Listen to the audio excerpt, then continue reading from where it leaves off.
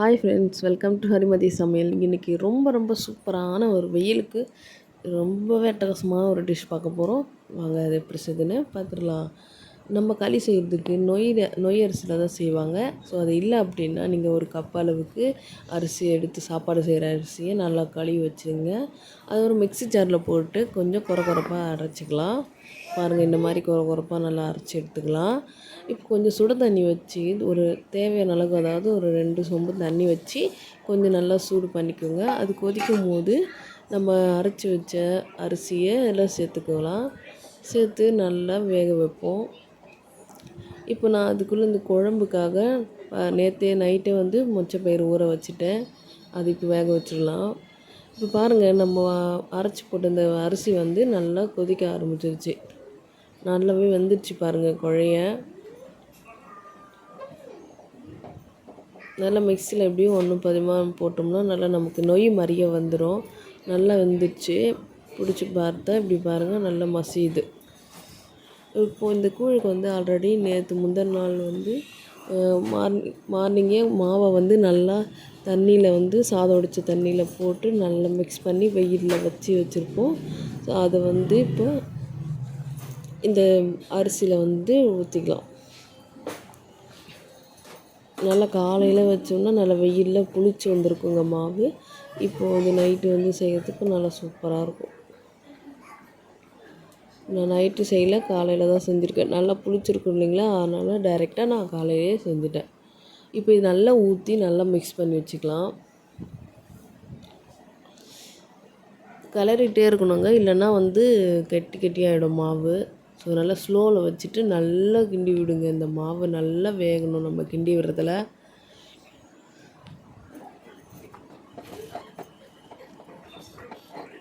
நல்லா அடுப்பை நல்லா ஸ்லோ பண்ணிவிட்டு அடி பிடிச்சிடாமல் நல்லா மிக்ஸ் பண்ணி விட்டுட்டே இருக்கணும். அந்த சூட்டுலேயே பார்த்திங்கன்னா இந்த மாவில் நமக்கு வெந்துடும் நல்லா. இந்த மாவை விட அரிசி அளவு அதிகமாக இருந்தால் கூழ் டேஸ்ட் இருக்காது, பார்த்துக்கோங்க. அதனால் அளவு கரெக்டாக சேர்த்துக்குவோம். 2 கப்பு மாவு இருந்தால் 1 கப்பு அரிசிக்கு கரெக்டாக இருக்கும். இப்போ இதுக்கு தண்ணி சேர்த்து நல்லா இன்னும் கொஞ்சம் மிக்ஸ் பண்ணி விட்டுக்கலாம். நல்லா மாவு பச்சை வாடை இல்லாமல் நல்லா வெந்துடும். கொஞ்சம் கஷ்டமாக தான் இருக்கும், கை வலிக்கிறா போல் இருக்கும். அதனால் கொஞ்சம் நல்லா அகலமாக பாத்திரத்தை வச்சு நல்லா செஞ்சுருங்க. கொஞ்சம் ஈஸியாக இருக்கும். இப்போ நல்லா மிக்ஸ் பண்ணி விட்டாச்சு. இதுக்கு தேவையான அளவுக்கு உப்பு சேர்த்துக்கலாம். உப்பு நம்ம கம்மியாக போட்டாலும் பரவாயில்ல, நம்ம அட்ஜஸ்ட் பண்ணிக்கலாம். கரைக்கும் போது தண்ணி ஊற்றி கூழாகவும் கரைச்சிக்கலாம், அப்படியும் சாப்பிட்லாம். இப்போ பாருங்கள், நல்லா வெந்துச்சு இந்த மாவும் அரிசியும் சேர்ந்து. அவ்வளோதான், களி ரெடி ஆகிடுச்சு. அது ஒரு பக்கம் ஓரமாக இருக்கட்டும். இப்போ நான் குழம்புக்கு மொச்சை ஊற வச்சு வேக வச்சு எடுத்துருக்கேன். அடுத்ததாக பார்த்திங்கன்னா கருவாடு நல்லா க்ளீன் பண்ணி வச்சுருக்கேன். இப்போது கருவாட்டு குழம்பு வைக்கிறதுக்கு ஒரு 2 தக்காளி, 2 வெங்காயமும், கொஞ்சம் சின்ன வெங்காயம், ஒரு 5-6 பல் பூண்டு, கருவேப்பிலை எடுத்து வச்சுருக்குங்க. சட்டி காஞ்சிச்சு. இதில் வெந்தயம் சேர்த்துக்கலாம், கடுகு சேர்த்துக்கலாம். இது 2 நல்லா பொரிஞ்சு வரட்டும். இதில் ஆட் பண்ணிக்கலாம்.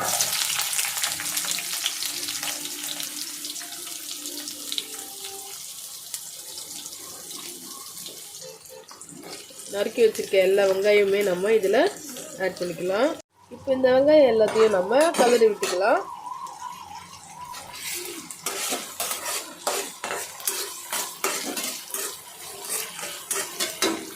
இந்த ஸ்டேஜ்லேயே நம்ம கொஞ்சம் உப்பு சேர்த்துக்கலாங்க. கருவாட்டு குழம்பு பொறுத்த வரைக்கும் கொஞ்சம் உப்பு கம்மியாகவே சேர்த்துக்கோங்க. ஏன்னா கருவாட்டில் இருக்க உப்பே நமக்கு அதிகமாகிடும், பார்த்து சேர்த்துக்கோங்க.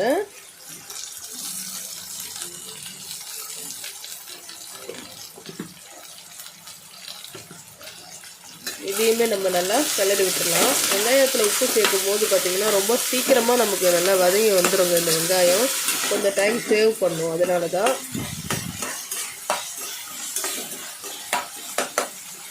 இப்போ பாருங்கள், நமக்கு வெங்காயம் நல்லா வதங்கி வந்துடுச்சு ஓரளவுக்கு. இந்த ஸ்டேஜில் நம்ம தக்காளியை ஆட் பண்ணிக்கலாம்.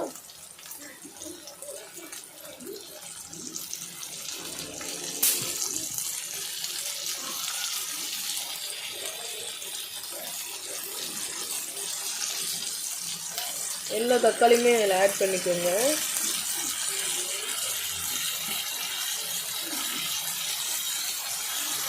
சேர்த்து நம்ம இப்போ தக்காளி கூடவே கொஞ்சம் மஞ்சள் சேர்த்து நம்ம வதக்கி விட்டுக்க போகிறோம். அப்போ தான் நமக்கு தக்காளி இருக்கிற தண்ணியெல்லாம் வற்றி வந்து சீக்கிரமாக வதங்கிடும். இப்போ நம்ம இதை நல்லா கலரி விட்டுக்கலாம்.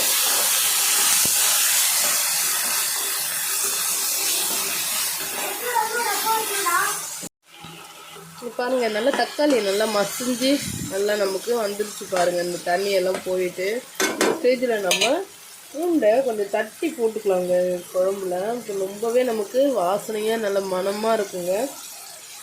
பூண்டு ஒரு 5 பல் பூண்டை தட்டி போட்டுக்கலாம். இதே நம்ம இப்போ கருவேப்பிலையும் சேர்த்துக்கலாம்.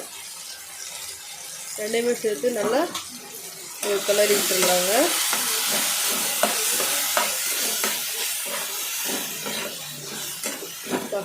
செம்மையாக இருக்குங்க வாசனை. பூண்டை தட்டி போட்டோம் இல்லைங்களா, அதோடைய வாசனை அவ்வளோ சூப்பராக இருக்கும். இந்த கருவாட்டு குழம்புல நம்ம முழுசாக போட்டோம்னா அந்த அளவுக்கு ஃப்ளேவர் நமக்கு தெரியாது.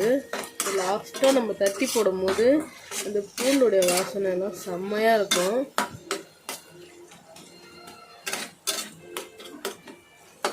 அவ்வளோதாங்க, நல்லா வதங்கிடுச்சு. இப்போ நம்ம மிளகாத்தூள் சேர்த்துடலாம். நான் இப்போ ஒரு கரண்டி மிளகாய் சேர்க்குறேங்க, மிளகாத்தூள்.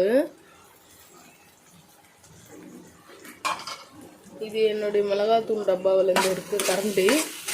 அதில் எனக்கு அளவு தாங்க, அது ஒரு குழம்புக்கு நான் ஒரு கரண்டி போட்டேன்னா எனக்கு கரெக்டாக இருக்கும். அதனால தான் நான் அதை யூஸ் பண்ணுறேன்.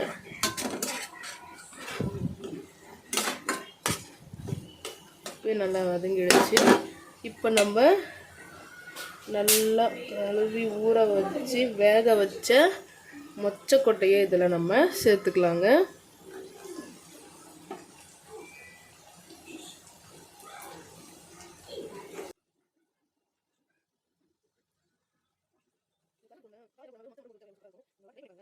செய்ய ஆரம்பிச்சிருவீங்க, அந்த அளவுக்கு தாங்க இருக்கும் நல்லா இந்த டேஸ்ட்.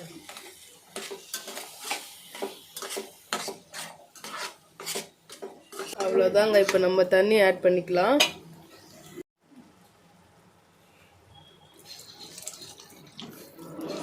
நான் ஒரு சொம்பு அளவுக்கு தண்ணி வைக்கிறேங்க. எனக்கு ரொம்ப அதிகமாக வேண்டாம் குழம்பு, கொஞ்சம் கெட்டியமாக இருந்தாலே போதும். ஏன்னா புளி தண்ணி வேறு சேர்க்க போகிறோம். அதனால் நான் ஒரு சொம்பு அளவுக்கு தான் தண்ணி வச்சுருக்கேன். உங்களுடைய அளவை பொறுத்து நீங்கள் கூட்ட குறைச்சிக்கோங்க.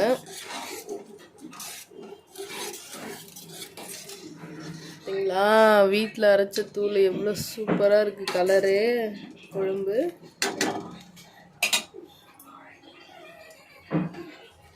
இது ஒரு கொதி வர்றதுக்குள்ளே நம்ம புளி தண்ணியை கரைச்சி எடுத்துகிட்டு வந்துடலாங்க. பாருங்க, நான் தக்காளி நிறைய சேர்த்துருக்கிறதுனால புளி கொஞ்சம் நம்ம கம்மியாகவே வச்சுக்கலாங்க. அப்போ தான் நமக்கு டேஸ்ட் நல்லாயிருக்கும். இல்லைன்னா ரொம்பவே புளிப்பாயிடும் இந்த குழம்பு. இங்கே பாருங்கள், இந்த அளவு தான் நான் எடுத்திருக்கேன். இதே போதுமான அளவுங்க நான் செஞ்சுருக்க குழம்புக்கு. தக்காளி அதிகமாக சேர்த்தா புளி கம்மி பண்ணிக்கோங்க. தக்காளி கம்மியாக இருந்தால் புளியை கொஞ்சம் நம்ம அதிகமாக வச்சுக்கலாம்.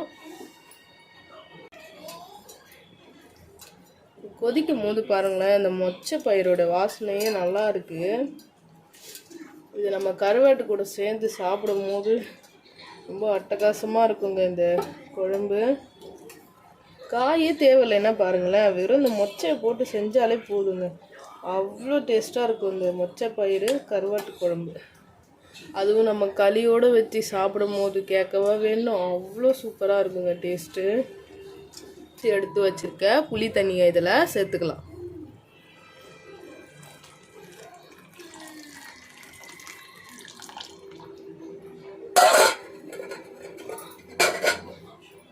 சேர்த்து நம்ம இதையே நல்லா கலரி விட்டுருங்க.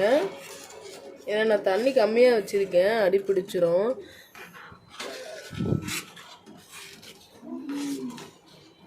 அவ்வளோதாங்க. இந்த ஸ்டேஜில் நம்ம உப்பு புளி காரம் எல்லாம் கரெக்டாக இருக்கான்னு பார்த்துக்கலாம். எல்லாமே கரெக்டாக இருக்குங்க. இது நல்லா கொதித்து வரட்டும். நான் எப்போவுமே கருவாடு முன்னாடியே சேர்க்க மாட்டேன். ஏன்னா நமக்கு அந்த கருவாடோடைய ஃப்ளேவரே நமக்கு போயிடுங்க புளி தண்ணியோடு சேர்த்து கொதிக்கும் போது. இந்த புளி நல்லா பச்சை ஸ்மெல்லு போகிற வரைக்கும் நமக்கு கொதித்து வந்துடட்டும். நம்ம லாஸ்ட்டாக கருவாடை போட்டு குழம்பை இறக்கிக்கலாம். அப்போ தாங்க கருவாட்டு குழம்பு செம்மையாக இருக்கும். அந்த டேஸ்ட்டு கலரு எதுவுமே மாறாமல். வெயிட் பண்ணுவோங்க, கொதிச்சு வரட்டும். அவ்வளோதான் ஃப்ரெண்ட்ஸ், இங்கே பாருங்களேன், நல்லா எண்ணெயெல்லாம் பிரிஞ்சு வர ஆரம்பிச்சிச்சு. நம்ம ஊற்றின புளி நல்லா கொதி வந்துருச்சு, கொதிச்சு வெளியே வந்துச்சு. இந்த ஸ்டேஜில் தான் நம்ம கருவாடை ஆட் பண்ண போகிறோம். கருவாடை எல்லாமே சேர்த்துக்கலாம்.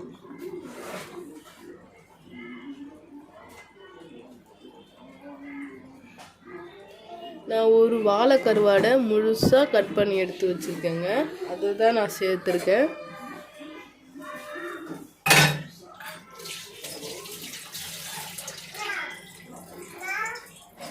அவ்வளோதாங்க. இது ஒரு 5 நிமிஷம் நம்ம கொதிக்க வச்சு எடுத்தோம்னா நம்ம மொச்சை போட்ட கருவாட்டு குழம்பு ரெடி.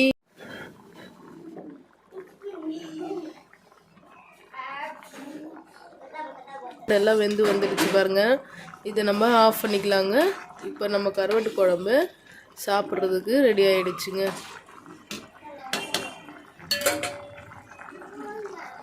ஸோ அவ்வளோதான் ஃப்ரெண்ட்ஸ், நம்ம களியும் மொச்சை கருவாட்டு குழம்பும் ரெடி ஆகிடுச்சு. இந்த வீடியோ பிடிச்சிருந்தா மறக்காமல் லைக் அண்ட் சப்ஸ்கிரைப் பண்ணிக்கோங்க. தேங்க்யூ ஃபார் வாட்சிங் ஃப்ரெண்ட்ஸ்.